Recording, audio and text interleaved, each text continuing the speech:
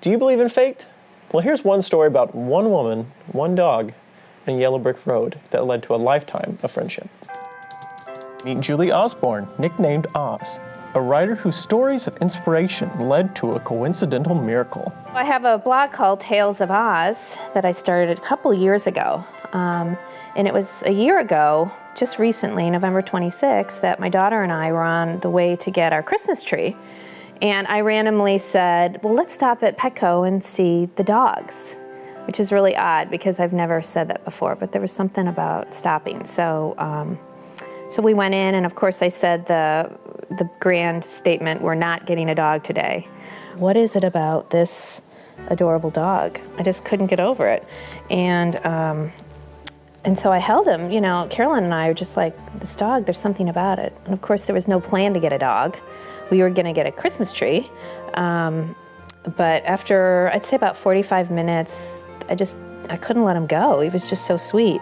Julie cradled him in her arms for some time and then asked the rescuer, also coincidentally named Julie, what was this small dog's name? She was surprised by the name, Ebenezer. Why is this dog Ebenezer? Like, it is the strangest name because you automatically think of Scrooge. And does this dog look like an Ebenezer? I mean, he's just the sweetest thing. And she said, oh, well, we renamed the dogs and we gave them all Christmas names. There's Jingle. And I said, well, what was his original name? And she said, oh, the dog's name was Toto. And right at that moment, my daughter said, oh my gosh, Mom, you just found your dog. Toto found his new forever home in Julie, even though her and her family meant to get their Christmas tree. At the Oz household, Julie reflected on what Toto has been through in these frigid winter nights. He was living outside. So imagine these cold nights. When I take him out to go to the bathroom and it's cold, I'm thinking, he used to live out here. He was living outside on a cold patio, and I guess the police came in when they discovered the situation, and then For Precious Paws Rescue in Kokomo got the dogs, and then they, just started working on him medically. First of all, when I got Toto, he had a lot of parasites. I was at the vet for the first couple months, quite a bit. She never knew she needed Toto, who'd become a staple approach to her blogging. But now that I have him, I don't know what I'd do without him. But he sits on my lap when I write, and he's inspired a lot of my stories. And I just felt like he was sent to me, that it was a divine intervention. Toto walked his way into her heart, sharing life lessons.